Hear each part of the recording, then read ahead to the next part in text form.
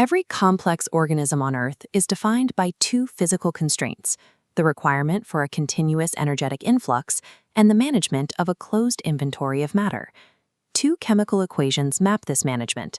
On the left, photosynthesis is an anabolic process, capturing solar energy to store within the physical bonds of glucose. On the right, cellular respiration is the inverse catabolic process, breaking those bonds to release stored energy as ATP.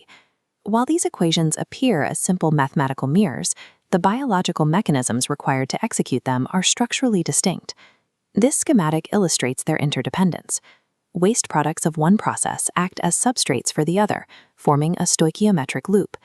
Glucose and oxygen from the chloroplast enter the mitochondrion. In return, carbon dioxide and water expelled by the mitochondrion feed back into the chloroplast. Understanding how life sustains itself requires tracing the specific pathways of these molecules as they move through cellular compartments and across electrochemical gradients. Inside a plant cell, the first set of reactions takes place in the chloroplast. Removing the outer membrane reveals an internal structure of stacked membranes called thylakoids. This diagram shows the thylakoid membrane. This is the site of the first stage of photosynthesis, the light reactions. Photon energy is used here to drive photolysis, the physical splitting of water molecules to extract their electrons. This reaction leaves behind oxygen as a leftover product. This biological waste is the source of the breathable oxygen in our atmosphere. The extracted electrons are passed through a highly organized sequence of proteins called an electron transport chain, releasing energy in small steps at each transfer. That energy is used to pump hydrogen ions into the thylakoid lumen. This creates an electrochemical gradient, a pressurized reservoir of protons held on one side of the membrane. Through chemiosmosis, these protons flow back across the membrane through the enzyme ATP synthase. The force of this flow generates the cell's ATP. The light reactions have successfully transformed solar energy into chemical carriers, ATP and NADPH, ready to be used in the next stage. The location now shifts from the thylakoid membrane to the fluid-filled stroma.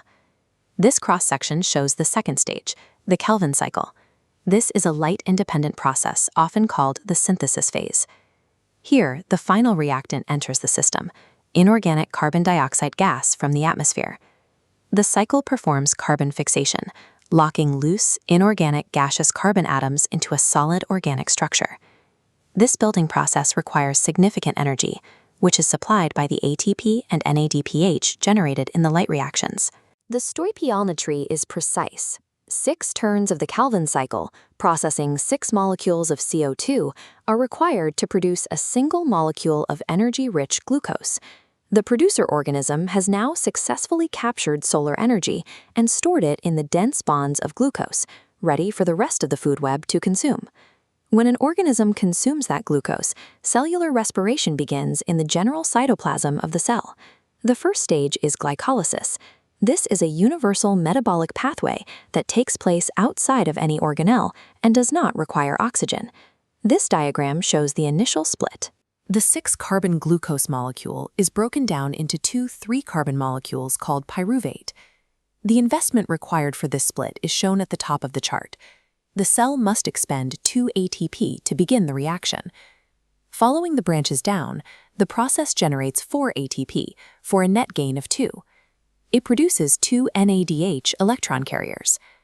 Without oxygen, these NADH carriers have nowhere to drop their electrons. If the carriers remain full, the entire glycolysis pathway stops. To prevent this, cells use fermentation. They convert pyruvate into lactic acid or ethanol to empty the NADH carriers, allowing glycolysis to continue. While fermentation allows for survival without oxygen, it only yields 2 ATP per glucose. This inefficiency cannot sustain the energy demands of complex multicellular life. To increase efficiency, cells utilize the mitochondrion. This organelle is structured to sequence enzymes for aerobic respiration. This schematic traces pyruvate as it enters the mitochondrial matrix and is converted into acetyl-CoA. Acetyl-CoA enters the Krebs cycle. Its function is to dismantle the remaining carbon backbone to extract high-energy electrons.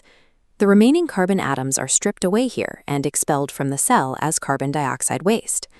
These extracted electrons are carried by NADH and FADH2 to the inner mitochondrial membrane. This diagram shows the mitochondrial electron transport chain. Electrons from NADH enter the chain earlier than those from FADH2, allowing them to pump more protons across the membrane. This drives a final round of chemiosmosis. Protons move back into the matrix through ATP synthase, generating a massive volume of ATP. Oxygen is the final electron acceptor at the very end of this chain. It catches the depleted electrons and bonds with protons to form water.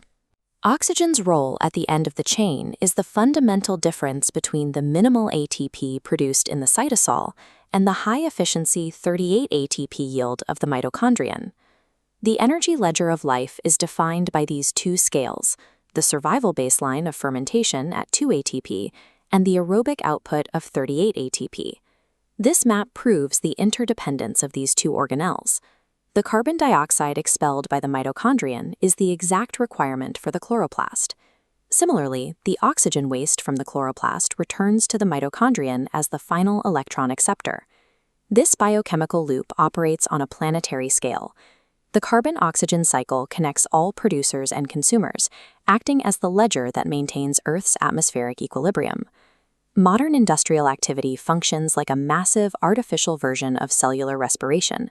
Burning fossil fuels breaks ancient carbon bonds, releasing usable energy but also flooding the atmosphere with carbon dioxide. Deforestation creates a double deficit. It adds carbon dioxide through burning, while destroying the chloroplasts needed to fix that carbon back into a solid form. This shift in stoichiometry results in a net accumulation of CO2, trapping heat and altering the thermal balance of the oceans and atmosphere. The balance of the modern atmosphere relies on the precise stoichiometry of these organelles. If the rate of carbon fixation cannot keep pace with the total output of respiration and combustion, the physical composition of the environment changes.